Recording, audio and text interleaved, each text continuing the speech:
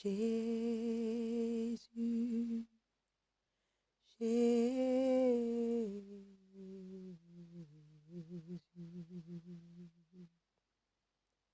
c'est toi l'amour de ma vie. Jésus, Jésus,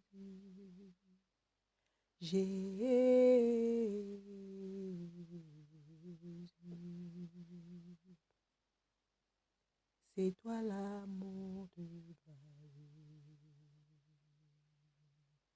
Agneau de Dieu, Jésus, Jésus,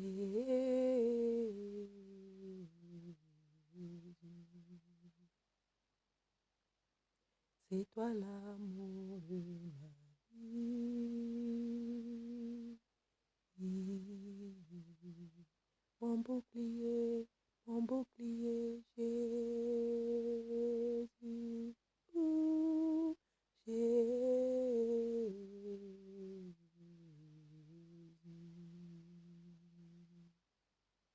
C'est toi l'amour de ma vie. Mon conseiller, la main cachée, Jésus. Jésus.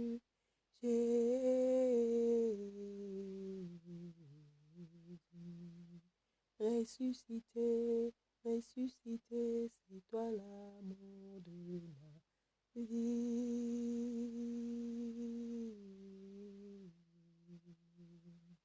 Le Dieu vainqueur, le crucifié, Jésus. Jésus.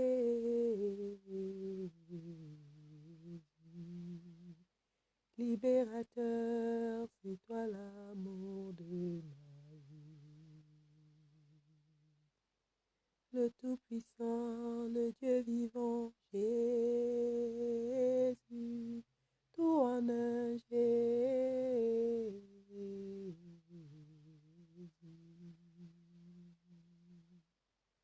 C'est toi l'amour de ma vie.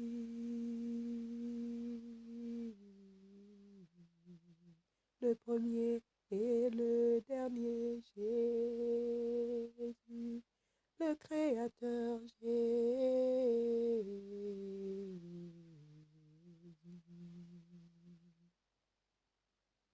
C'est toi l'amour de ma vie.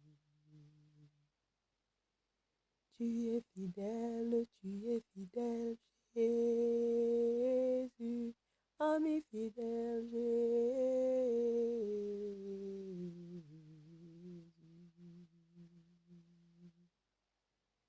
Trois fois saint, c'est toi l'amour de ma vie.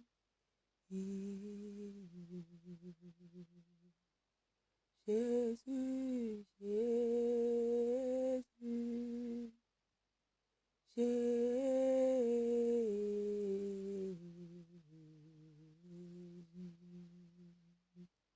L'immolé, c'est toi l'amour de ma vie. Bonjour, bonjour, shalom, shalom à tous. Bienvenue encore à Acapella. Chante à l'Éternel, mon cœur déclare ses bienfaits et n'oublie aucun de ses bienfaits. J'encourage quelqu'un ce matin à être tout simplement reconnaissant dans la douleur, dans la souffrance, dans la maladie, quelle que soit la situation que tu traverses. Loue l'Éternel. Refuse que ton esprit vaque à le maudire ou à le questionner. Qui sommes-nous pour le questionner? Étions-nous là lorsqu'il créa le ciel et la terre et tout ce qui est? Il a posé cette question à Job. Lorsque Job, dans la confusion, a commencé à lui poser des questions. Ce n'est pas notre devoir de lui poser des questions. Notre devoir, c'est de le louer en tout temps, en tout lieu, pour ce qu'il est. pendant que tu chantes et que tu lui rappelles ce qu'il est, oh, il s'occupe du reste. Et tu sors de sa présence soulagé, reconforté, regaillardi, prête à affronter les batailles. Il n'a pas dit, il n'a pas dit que tu coulerais. Il n'a pas dit que tu sombrerais. Mais il a dit que tu iras à l'autre bord. Crois seulement en lui. Dans 1 Jean 3,5, je crois, il dit, si je ne me trompe, que si nous nous approchons de lui avec confiance et croyant en notre cœur que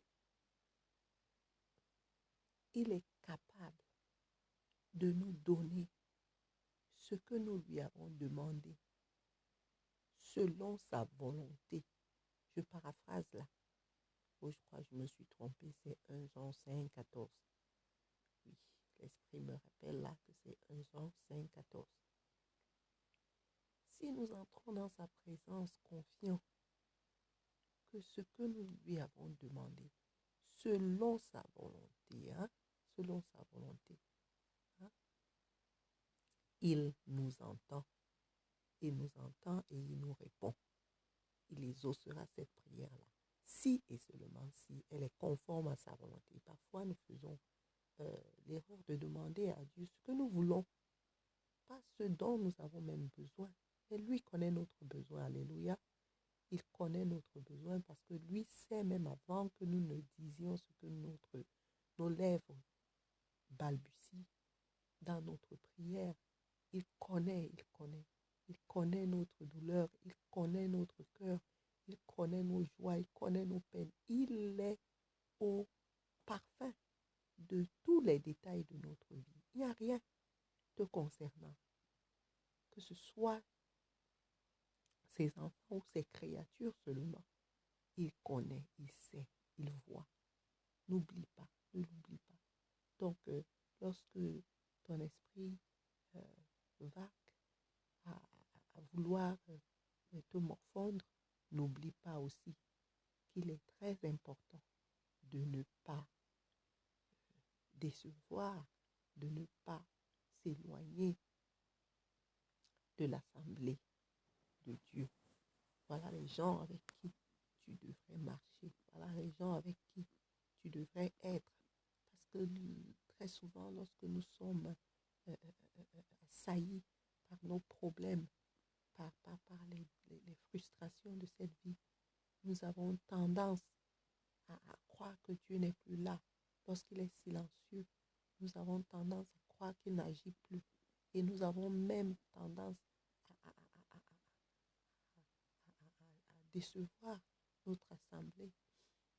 Mais ta place est là. Ta chaise est vide. Rappelle-toi que ta chaise est vide lorsque tu manques d'assister aux réunions de l'assemblée. Parce que tu es membre. Tu es membre.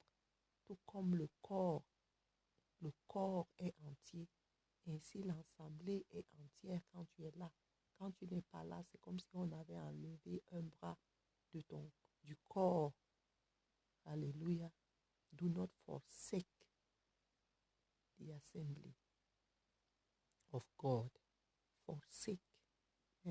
Donc, quand tu ne vas pas à l'église, quand tu n'assistes pas aux réunions hebdomadaires ou quel que soit l'endroit où tu vas pour communier avec tes frères, lorsque tu le fais, mamie, papi, mon frère, ma soeur, sache que tu as agi comme un traître, tu as agi comme Judas, parce que tu ne seras pas là. Et ta présence va leur manquer, ils vont se poser des questions, ils seront dans l'angoisse, ils seront dans l'anxiété, ainsi de suite, et patati patata. Au lieu de rentrer de la présence de Dieu avec la joie, ils rentreront plutôt avec des inquiétudes te concernant. Tu vois la peine que tu leur causes.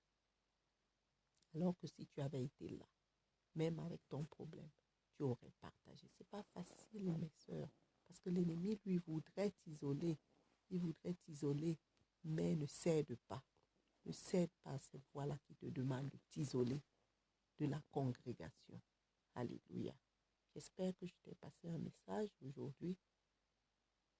Je bénis la fin de ta semaine et je t'annonce dès maintenant que ton week-end sera béni, ton week-end sera beau et que ce que tu attends est juste. Juste. Suivez mon regard. Ce que tu attends est juste un coin. Alléluia. Que la paix de Dieu demeure dans tes murs. Que son soleil ensoleille ta vie aujourd'hui. Et que, oui, sa joie parfaite inonde ton cœur, qu'elle irradie tes pensées et qu'elle les garde en Christ Jésus. Amen, amen.